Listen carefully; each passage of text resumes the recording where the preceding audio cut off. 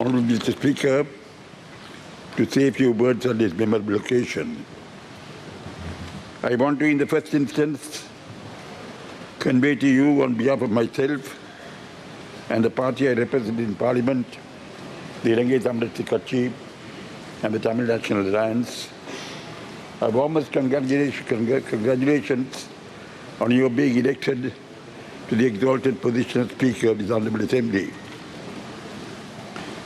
With your long experience in Parliament, I have not the slightest doubt that you will discharge your functions effectively and efficiently and in a bipartisan and acceptable way to all members of Parliament. May I clearly state, Honourable Speaker, that I and my party will extend to you our maximum cooperation that you will expect of us in the discharge of your functions as Honourable Speaker. Thank you. Mr. Speaker, may I extend to you on behalf of the Sri Lanka Muslim Congress my warm congratulations and wishes for a well-deserved office. We have witnessed many of your predecessors bringing honor to this esteemed office. You are the custodian of the rights of this Parliament and us, members of this House. We have in the past attempted to introduce many reforms within the House, the way in which this House conducts its affairs, and also to maintain the dignity and decorum of the affairs of this Assembly.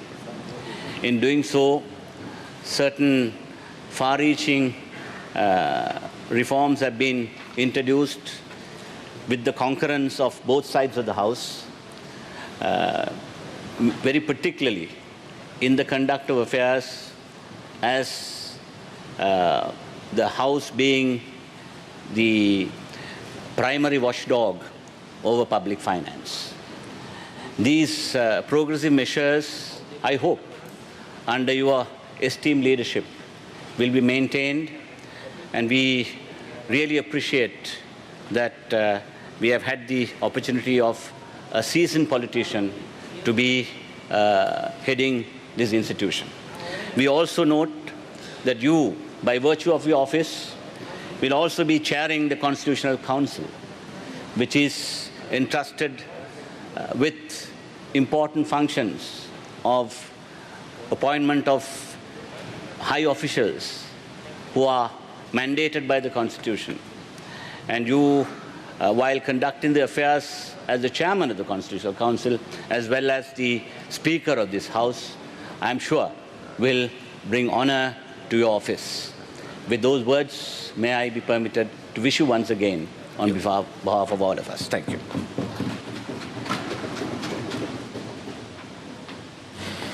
மரியாதைக்குரிய சபாநாயகர் அவர்களே, உங்களை ஐக்கிய மக்கள் சக்தியின் சார்பாகவும் அதற்குள்ளே எங்களது தமிழ் போக்கூட்டணி சார்பாகவும் வாழ்த்துவதிலே மிகவும் மனமகிழ்ச்சி அடைகின்றேன். உங்களது பாராளுமன்ற வரலாறு மிக வர்ணமயமாக இருக்கின்றது. நீங்கள் சுகாதாரம், விவசாயம், கலாச்சாரம் போன்ற அமைச்சு பதவிகளிலே நீங்கள் ஆங்காங்கே வகித்திருக்கின்றீர்கள். உங்களை கல்வியை நீங்கள் உங்கள் ஊரிலும் அதே போல கொள்ளும் பல்கலைக்கழகத்திலும் நீங்கள் கொண்டு நடத்தியிருக்கின்றீர்கள். நீங்கள் 1983 வருடத்திலே ஐக்கிய தேசிய கட்சியின் ஒரு பாராளுமன்ற உறுப்பினராக இந்த பாராளுமன்றத்தில் நீங்கள் உள்ளடந்திருக்கின்றீர்கள். தவிர நீங்கள் எனக்கு தெரிய 2013 வருடத்திலே ஐநா சபையின் ஃபுட் அண்ட் அக்ரிகல்ச்சர் ஆர்கனைசேஷன் என்ற அந்த அமைப்பின் உப தவிசாளராகவும் பணியாற்றிருக்கின்றீர்கள். அது மட்டுமல்ல, நீங்கள் உங்களது வரலாற்றிலே மனசாட்சிக்கு அதிகமாகவும் இடம் கொடுத்திருக்கின்றீர்கள். உங்களது கட்சி அன்றைய உங்களது அரசாங்கம் எடுத்த முடிவு உங்கள் மனசாட்சிக்கு விரோதமாக இருந்த நேரத்திலே கூட அதை எதிர்த்து நீங்கள் அரசுக்கு எதிராகவே வாக்களித்திருக்கின்றீர்கள். அது உங்களது மனசாட்சியின் மகிமை வெளிப்படுத்துகின்ற நினைக்கின்றேன். ஆகவே இந்த பாராளுமன்றத்தின் மகத்துவமான வரலாற்றை சபாநாயகர் ஆசனத்தில் இருந்து நீங்கள் சிறப்பான முறையில் முன்கொண்டு செல்வீர்கள். நாடு பல மொழிகள் பேசப்படும், பல இனங்கள் வாழ்கின்ற, பல மதம் கடைபிடிக்கின்ற நாடு. அந்த யதார்த்தம் இப்பொழுது இந்த பாராளுமன்றத்திலே சிறப்பான முறையிலே பரிணமிக்கின்றது, ஒளிர்கின்றது. அந்த ஒளிர்வை, அந்த பரிணமிப்பை நீங்கள் சிறப்பான முறையில் கொண்டு சென்று நீங்கள் அனைவருக்கும் வழிகாட்டியாக, காவலனாக இருந்து செயல்படுகிற நம்பிக்கை எனக்கு இருக்கின்றது. மீண்டும் உங்களுக்கு தமிழ் கூட்டணி சார்பாகவும், தமிழ் மக்கள் சார்பாகவும், நாட்டு அனைத்து மக்கள் சார்பாகவும் எனது வாழ்த்துக்களை தெரிவித்துக் கொள்வதிலே மகிழ்ச்சி அடைகின்றேன். நன்றி.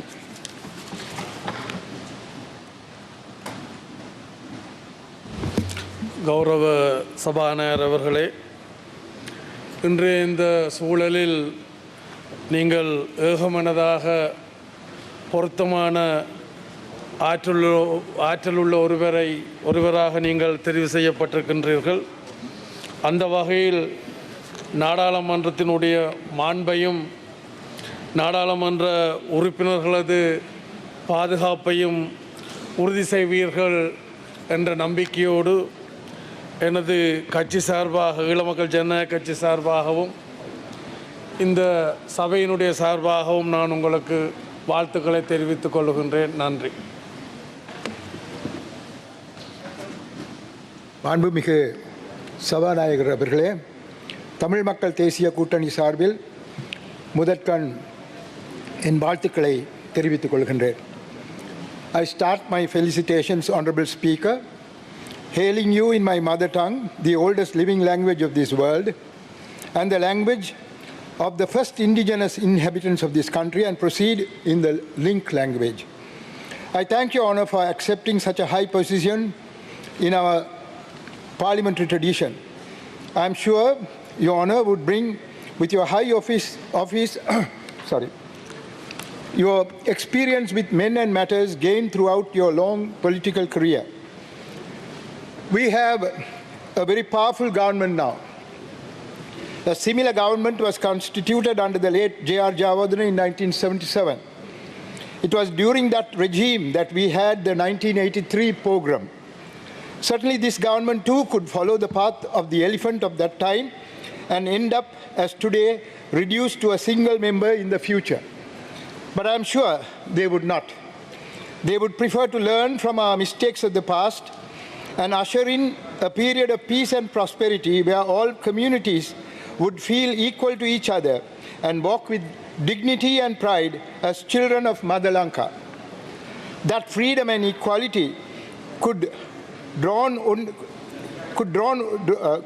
only if we shed the false historical perspectives of the past and recognize the intrinsic rights of the people living in the north and east of Sri Lanka, who are entitled to the right of self-determination as per Article 1 of Chapter 1 of the International Covenant on Civil and Political Rights, in addition to their hereditary and traditional right to be recognized as a nation. Sir, I hope we would not be called upon in this August Assembly of Parliamentarians in the future during your Honour's term of office for your protective assistance, since we would respect each other's rights and our duties towards each other. But we are sure you will guide us all without fear or favor if any such impasse comes to pass. But there is no need, sir, in a country which professes Buddhism to expect a hegemonic dominance from anyone, since we have not forgotten what the Sinhala villager is only too well familiar with, that every act has its opposite reaction. Kala kala de pala palave. Stuti Garu Sabhanayakatumani. கௌரவ சபாநாயகர் அவர்களே, இந்த வரலாற்று முக்கியத்துவம் வாய்ந்த பல இந்த நாட்டினுடைய சிரேஷ்ட அரசியல்வாதிகள் இருக்கிற இந்த சபையிலே, குறிப்பாக ஜேஷ்ட නායකයෙක් වෙන අපේ අගමැතිතුමා ඉන්නවා. ඒ වගේම ජ්‍යෙෂ්ඨ ජනාධිපතිවරයෙක් මේ මෛත්‍රී ජනාධිපතිතුමා ඉන්නවා. හැබැයි එක්සත් ජාතික පක්ෂයේ රනිල් වික්‍රමසිංහ ශ්‍රේෂ්ඨ නායකවත් නැති පාර්ලිමේන්තුවේ ඔබතුමා අලුතෙන් තීරපත්ව ගැන මම සතුට වෙනවා. අපි සියලු දෙනා බලාපොරොත්තු වෙන ඉල්ලේ මේ රටට නව අපේ කන්ස්ටිටියුෂන් එක නව ව්‍යවස්ථාවක් අපි සියලු පක්ෂ නායකයෝ අරහා අපේ රටේ ජනතාව අපිලාචය ඉන්නේ අපිට ඡන්ද දීලා තියෙන්නේ අපේ රටේ කිසිදු ભેදයෙන් තොරව අපි මතකයි ත්‍රස්තවාදය නැති කරා වගේ ජාතිවාදය නැති කරලා අපේ ජ්‍යෙෂ්ඨ නායකවරු හරහා ශක්තිමත් පාර්ලිමේන්තුව අද තියෙන්නේ. මම හිතනවා මේ සභාව කන්ස්ටිටියුෂනල් කවුන්සිල් හැටියට පත් කරලා අපි ඉක්මනින් මේ රටට හොඳ ව්‍යවස්ථාවක් අපි ඉදිරිපත් කරලා මේ රටේ සියලු ජාතීන්ම නිදහසෙන් ජීවත් වීමට කිසිදු රටගේ එංගිලි ගෙහීම නැතුව මේ සභාවෙන් ඒවා කරගැනීමට ඔබතුමාට අද බලයක් ඇවිල්ලා තියෙනවා. ජ්‍යෙෂ්ඨ නායකු වන ඔබතුමා නිතරම කූල් කියලා අපිට කියන්න පුළුවන්. කූල් එකකින් ඉඳගෙන වැඩ කරන්න පුළුවන් නායකයා. ඒ නිසා ඔබතුමාට මම සුබ පතනවා මේ රටේ සියලු ජනතාව වෙනුවෙනුත් මේ රටට හොඳ එකක් කරලා පෙන්වන්න හොඳ අවස්ථාවක් ඔබතුමාට ලැබිලා තියෙනවා කියලා මම ඉල්ලා සිටිමින් යහඬ වෙනවා.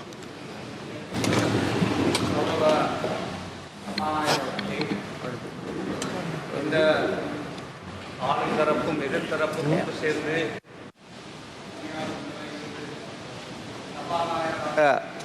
தெரிவு செய்யப்பட்டமைக்காக அகில இலங்கை மக்கள் காங்கிரஸ் கட்சி சார்பாக உங்களுடைய மனமார்ந்த வாழ்த்துக்களை தெரிவித்துக் கொள்கின்றேன்.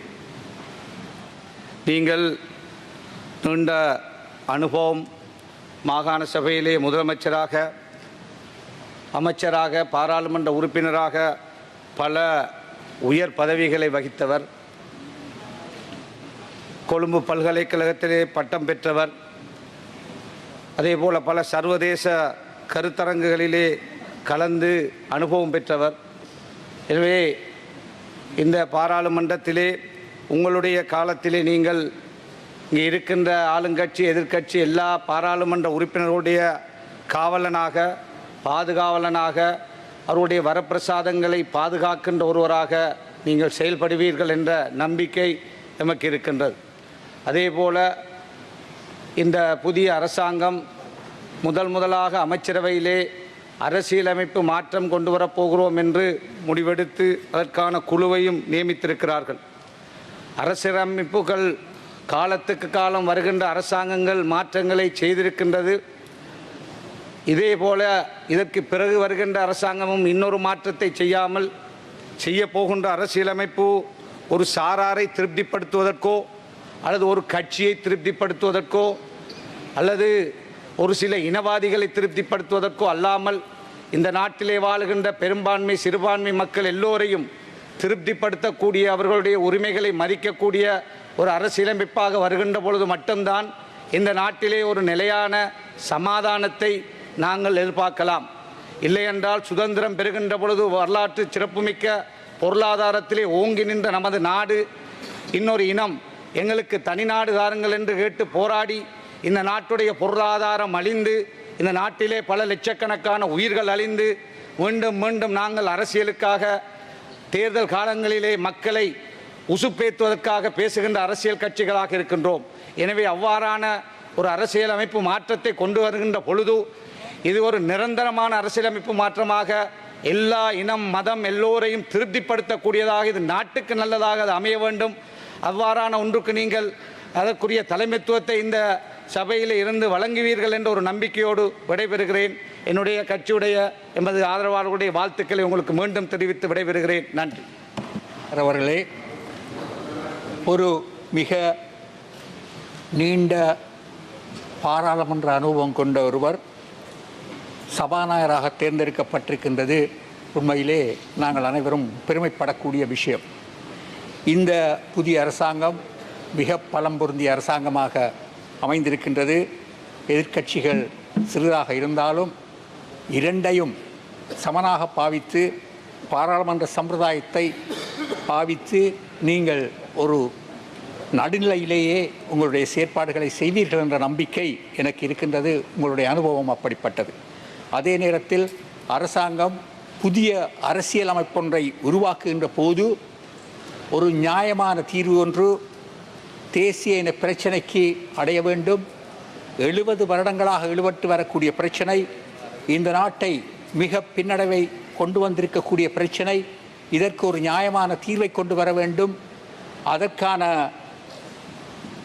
இந்த பாராளுமன்றத்தின் நடவடிக்கைகளுக்கு பாராளுமன்றத்திற்கு சரியான தலைமை வகித்து நீங்கள் ஒரு நியாயமான தீர்வை அடைவதற்கு நிச்சயமாக உதவுவீர்கள் என்ற நம்பிக்கை எங்களுக்கு இருக்கின்றது.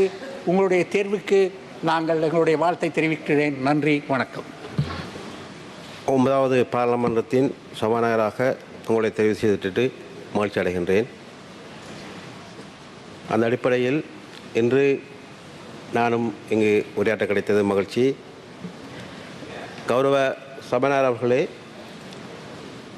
மக்களின் இறைமையினூடாக சட்டமேற்றும் பாராளுமன்றம் அடிப்படையில் இங்கு நான் தெரிவிக்கப்பட்டது என்பது மகிழ்ச்சி.